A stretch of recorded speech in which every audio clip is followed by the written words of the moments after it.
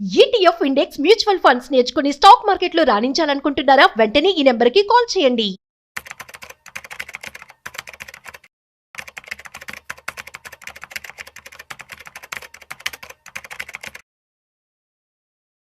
So ₹1,00,00,000 house, అదేవిధంగా 80 లక్షల రూపాయల లోన్ కనుక ఉంటే వాడిని సక్సెస్ అని చెప్పి అంటూ ఉంటారు ప్రజెంట్. అసలు కోటీశ్వరులు చేసేటువంటి ఆస్తులు ఏంటి, అదేవిధంగా కోటి కళ ఇది ఎలా నెరవేర్చుకోవాలి, కోటీశ్వరులు అవ్వాలి అంటే ఏం చేయాలి, అసలు ఎవరిని కోటీశ్వరులు అంటారు? సో వీటికి సంబంధించి పూర్తి సమాచారం ఇవాళ మనతో చెప్పడానికి ఫైనాన్షియల్ ఎక్స్పర్ట్ గిరిబాబు ఉన్నారు. సో వారి మాటలో మరింత సమాచారం అది తెలుసుకుందాం. సో హాయ్, హలో, నమస్తే, వెల్కమ్ టు సుమన్ టీవీ. నేను మీ Rajiv Pasupuleti. So let's start. So hi sir, నమస్తే. నమస్తే అండి. యా సార్, యాక్చువల్లీ మనం చూస్తున్నట్లయితే ఒక హౌస్ కొనేసుకుంటే అదేవిధంగా ₹1,00,00,000 లేకపోతే 80 లక్షల లోన్ ఉంటే వాడిని సక్సెస్ అని చెప్పి అంటూ ఉంటారు. ఓకే, సో ఇది ఇతను కోటేశ్వరుడా, లేదు అంటే ₹1,00,00,000 పోర్ట్ఫోలియో ఉండి ఇన్వెస్ట్మెంట్లో అతను కోటేశ్వరుడా అంటే ఏమంటారు? అసలు కోటేశ్వరుని చేసే ఆస్తులు ఏంటి? నార్మల్గా ఈ కోటి కళ అంటే నేను ఒక కోటీశ్వరుని అవ్వాలి అనే ఫీలింగ్, ఓకే, ఆ డ్రీమ్ ఇస్ కంప్లీట్లీ ఒక చాలా మందికి నెరవేర్చుకోవడానికి ప్రయత్నం చేసే ఎప్పటికి నెరవేరని ఒక కళగా మిగిలిపోతుంటుంది. కొంతమంది నెరవేర్చుకుంటూ ఉంటారు. సో మీరు చాలా మంది చూడండి, పిల్లల్ని మామూలుగా క్లాస్ అడగండి, నేను పెద్దయ్యాక ఏమవుతారు అబ్బాయి అని, ఒక అబ్బాయిని కానీ పిల్లల్ని కానీ చదువుకునే వాళ్ళని అమ్మాయిలు కానీ అడిగితే నేను పెద్దయ్యాక పలానా కంపెనీలో ఉద్యోగం తెచ్చుకుంటాను, జాబ్ తెచ్చుకుంటాను, బాగా చదివి జాబ్ తెచ్చుకుంటాను. అందరూ జాబ్ గురించి మాట్లాడతారు తప్ప నేను ఉద్యోగాన్ని సృష్టిస్తాను, బిజినెస్ చేస్తాను అనేవాళ్ళు మచ్చు కూడా కనిపించారు. ఎందుకంటే మన పెరిగే నేపథ్యము, ఇంటి నేపథ్యము, మన పేరెంట్స్ మనల్ని పెంచే విధానము, నువ్వు పెద్ద అయిన తర్వాత బాగా చదువుకోవాలి, తప్పలేదు, కరెక్టే. అది చదువుకున్న తర్వాత పెద్ద అయిన తర్వాత మంచి ఉద్యోగం వస్తుంది, హ్యాపీగా బతకొచ్చు.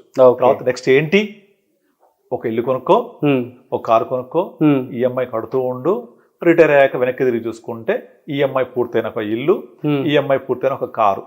పిల్లలు అప్పుడు ఎదిగి వచ్చేస్తారు, వాళ్ళ చదువుల కోసం మళ్ళీ ఖర్చులు, మళ్ళీ పిల్లలని చదువు అంతా అయిపోయేప్పటికి నేను ముసలాన్ని అయిపోతాను, మళ్ళీ వాళ్ళు ఆ చక్కెర నడుస్తూనే ఉంటది. మరి నేను కోటీశ్వరుడు ఎప్పుడు కదా, ఈ కళ కలగానే మిగిలిపోతుంటది. ఇది కాదు. సో మనము ఆ కోటీశ్వరుడు అవ్వాలి అంటే మనం అది ఓన్లీ డబ్బు రూపంలో ఉండక్కర్లేదు. సో మనము ఆ డబ్బు అంటే ఏంటి, చాలా మంది ఇప్పుడు మీరు పలానా వాళ్ళు కోటీశ్వరులు మా ఊర్లో అని కనుక చెప్తే 99% అంతా కూడా వాళ్ళ యొక్క స్థలాలు, పొలాలు, ఇల్లు, వాకిలి, తర్వాత అసెట్స్, ఫిక్స్డ్ ఇవే మాట్లాడుతూ ఉంటాం. ఎవరైనా మీ బంధువులు చూడండి, వీళ్ళు కోటీశ్వరరా అని ఎవరైనా చెప్తే వాళ్ళ దగ్గర ఏముంటది, వాళ్ళ ఆస్తులను ఎలా ఉంటాయి, ఫిక్స్డ్ అసెట్స్ రూపంలోనే ఉంటాయి. అది వాళ్ళు సంపాదించిందా? కాదు, జనరేషన్స్ టుగెదర్ వచ్చి ఉంటాయి కూడా. అలా వచ్చి ఎప్పటిదో ఆస్తులు పెరిగి పెరిగి పెద్దదై ఒక కోట్ల వాల్యూ అవుతుంది. కానీ నిజంగా ఈ కోట్ల వాల్యూ అయింది మీరు సంపాదించినప్పుడు, దానికి టైం ప్రకారంగా టైం విలువ ద్వారా దాని విలువ పెరిగి వచ్చిన ఆ కోటి మీది అన్నట్టుగా ఫీల్ అవ్వగలుగుతారా మీరు? నో, అవ్వలేం కదా. ఎందుకు అవ్వలేము అంటే దాన్ని ఓన్ చేసుకోలేము మనం. అది యాన్సిస్టర్ ప్రాపర్టీ, అమ్మితే కానీ అది రిలీజ్ కాదు అది కదా. నీ చేతిలో ఉందే నీ డబ్బులు. సో నేను మీరు అడిగిన ప్రశ్న సమాధానం చెప్పడం, నాకు సూటిగా చెప్పడం ఆన్సర్ ఏంటంటే, మీ డబ్బులు మీ చేతిలో ఉన్నాయే మీ ₹1,00,00,000. మీ చేతిలో లేని ₹1,00,00,000 ఆస్తి రూపంలోనో మరో రూపంలోనో ఉంటే అది ఎన్ని కోట్లున్నా ఆ కోట్లు ఉన్నట్టే, అంతే. అది మీ దగ్గర రియలైజ్ కానంత వరకు కానట్టే. ఇప్పుడు చాలా మంది, నా దగ్గరకు ఒక క్లయింట్ వచ్చాడు మొన్న, అతనికి ఎప్పుడో 25 బ్యాక్ మియాపూర్ లో ఒక 200-300 గజాలు ల్యాండ్ ఉండే, చిట్టీలు వేసిన డబ్బులు అయిపోతే ఆ ల్యాండ్ ఇచ్చేసాడు. ఇప్పుడు 2 కోట్లు అయింది అది. తర్వాత ఆయన ఎప్పుడో 20 లక్షలకు ఒక ఇల్లు కొన్నాడు, చిన్న ఇల్లు, రోడ్డు పక్కన, ఊరవతల. అప్పుడు అది ఇప్పుడు సిటీలో అయింది, అది మియాపూర్ దగ్గర రోడ్డు పక్కన ఉంది. ఇంటి ముందు రోడ్ వేసి ఆ ఇల్లు కిందికి వెళ్ళిపోయింది. కానీ ఇప్పుడు ఇంటి ల్యాండ్ వాల్యూ 1 crore ఉంటది. ఆయన ఎప్పుడో 20-30 ఏళ్ల క్రితం కొన్న ల్యాండ్ వాల్యూ 3 కోట్లు ఉంటది. కానీ ఆయన పరిస్థితి ఏంటంటే, ఇప్పుడు ఆల్రెడీ వయసు 60 సంవత్సరాలు. ఇప్పుడు ఆయనకు నెల జీతం ఒక 25,000 కూడా లేదు, పెద్ద ఎంప్లాయ్ కాదు, కానీ కోటీశ్వరుడు ఆయన. అవును కదా. అక్కడ ఒక ప్రాపర్టీ ఉంది, ఇండిపెండెంట్ ఇల్లు, సొంత ఇల్లు ఉంది, 2 పిల్లలు ఉన్నారు.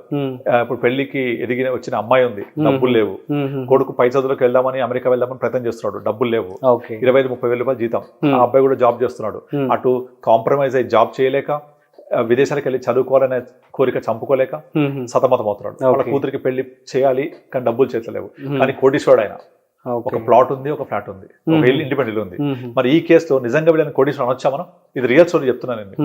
నిజంగా అనొచ్చా మరి కోటీశ్వరుడు వీళ్ళని? సో మనం అనుభవించడానికి, అవసరానికి ఉపయోగపడని ఆ కోట్లు ఉండి లాభం ఏంటి? ఎప్పుడైతే మీరు అనుభవించడానికి ఉపయోగపడడానికి అవకాశం ఉంటుందో, ఎప్పుడైతే రియలైజ్ అవ్వగలుగుతాడో అప్పుడే అతన్ని మనం కోటీశ్వరుడు అనొచ్చు. ఓకే. రీసెంట్ గా ఈనాడులో కూడా ఒక ఆర్టికల్ వచ్చింది మీరు కోటి కళ అని చెప్పేసి. అందులో కూడా సేమ్ ఇదే రైటర్ రాయడం జరిగింది. లైక్ నాకున్న ఆలోచనలు అన్ని కూడా అక్కడ కనిపించాయి అనమాట. సో నార్మల్ గా మనము కోటీశ్వర్లము అని అనుకుంటే అది మీరు ఆస్తుల ద్వారా, ఫిక్స్డ్ అసెట్స్ ద్వారా, మీరు రియలైజ్ అవ్వలేని ఆస్తి ద్వారా ఎన్ని కోట్లు ఉన్నా కూడా దాన్ని కోటీశ్వరం అనలేం మనం. సో మనం సంపాదించి మనకి ఎంతైతే అనుభవించడానికి అవకాశం ఉండి లిక్విడ్ రూపంలో ఉంటుందో, మన లైఫ్ టైంలో చేస్తామో, that can be treated as a 1 crore. Suppose ఆ 1 crore అనేది ఇట్లా బటన్ కొడితే మన అకౌంట్లో రావాలి, అంత లిక్విడిటీ ఉండాలి. అప్పుడు మీరు ఒకసారి గుడ్ డ్యామేజ్ చేసుకొని నేను కోటీశ్వరుడు అనే ఫీలింగ్ వస్తుంది మనకు. అవునా? ఇప్పుడు ఎగ్జాంపుల్ అంటే ఫస్ట్ నేను కూడా డౌట్ ఉండే, ఇప్పుడు కోటీశ్వరుడు అంటే ఎవరిని కోటీశ్వరుడు అనాలి? మరి దాన్ని మనం రెండు ల్యాండ్, ఒక ఇండిపెండెంట్ ఇల్లు ఉంది which is more than 1 crore, ఒక ప్లాట్ ఉంది మోర్ దెన్ 2 crores, 300 గజాల పైన ఉంటుంది, అది 1.5 లక్ష ఈజీగా ఉంటుంది, అక్కడ 3 కోట్ల పైన ఉంటుంది, ఇల్లు 1 కోటి పైన ఉంటుంది, 4 కోట్లు ఉన్నాయి. మరి కోటీశ్వరుడు అనొచ్చా? సరే అనొచ్చు. ఎప్పుడు అనొచ్చు? అతను దాన్ని అమ్మగలిగి, అమ్మిన తర్వాత ఆ డబ్బుల్ని రియలైజ్ చేసుకొని అకౌంట్ లో వేసుకొని క్యాపిటల్ ట్యాక్స్ కట్టేసి అకౌంట్ ఉంచుకుంటే ఎస్ హీస్ కోటీశ్వరుడు. నేను ఇదే పని చెప్పా అతనికి. కానీ ఇక్కడ ప్రాబ్లం ఏంటంటే ఎమోషన్స్. అమ్మాలంటే అతను ఒక ప్రైస్ పెట్టుకున్నాడు మైండ్ లో. ఇక్కడ ఈ ఏరియాలో ప్రైస్ ఉంది, 1.5 లక్ష గజం నడుస్తుంది, అరౌండ్ 3 crores మీద వాల్యూ ఉంది, అక్కడ గుర్తులేదు. అంత డబ్బులు వస్తే నేను అమ్ముతానికి కూర్చున్నాడు. ఇప్పుడు 2 సంవత్సరాలు అయిపోయింది, ఆ ధర రాదు, ఈయన అమ్మడు. ఈ లోపల రియల్ ఎస్టేట్ బాగా డౌన్ అయింది అని న్యూస్ వచ్చింది. దాంతో ఆ రేట్ కూడా లేదు, 2 years బ్యాక్ వచ్చిన రేట్ కూడా ఇవ్వలేదు. అప్పుడు అమ్మితే బాగుండేది కదా అంటాడు. ఇప్పుడు కొంతమంది ఇల్లుని కిరాయికి ఇవ్వరు, అలాగా పెట్టేసుకొని ఉంటారు. ఎందుకంటే నేను 20,000 ఎక్స్పెక్ట్ చేస్తున్నా, 20,000 రావట్లేదని. అలా 2 నెలలు 3 నెలలు అవుతుంది. అయినా యాక్చువల్ గా ఓ 15,000 ఇచ్చినా కూడా 3 నెలలు 40,000 వచ్చాయి కదా.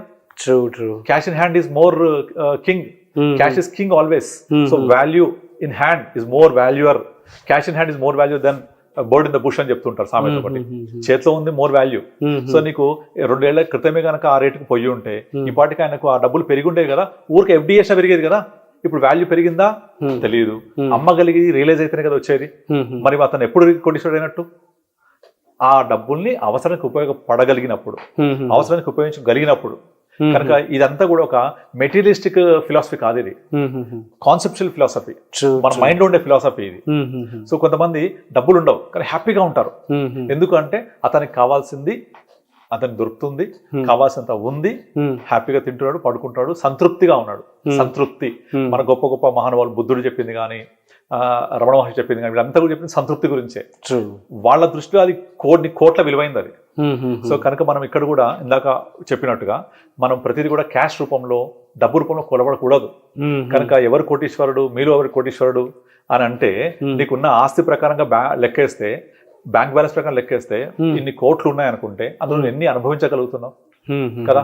రాకేష్ జుంజునవాలా తన లాస్ట్ లైఫ్ లో కనీసం నడిచే అవకాశం లేదు, మొత్తం డయాబెటిక్ ఫుడ్ తోటి కాళ్ళన్నీ తినేసాయి.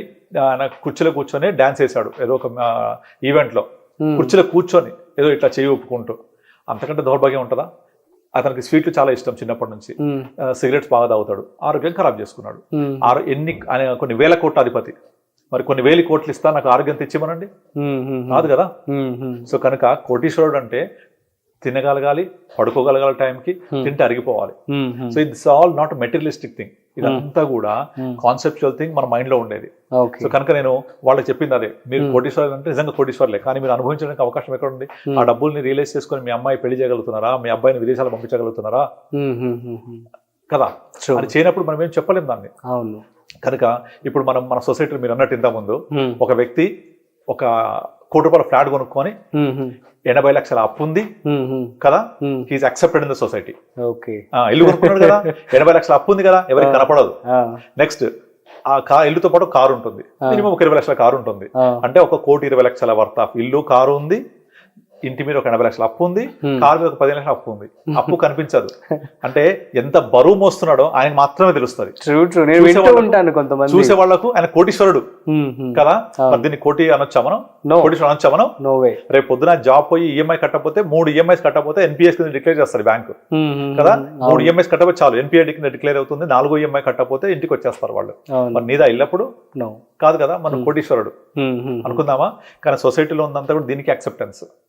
బట్ ఇది కాదు. అదే వ్యక్తి ఒక మ్యూచువల్ ఫండ్స్ లో ఒక పోర్ట్ఫోలియో 1 crore ఉందనుకోండి, దాన్ని ఎవరు కన్సిడర్ చేయరు.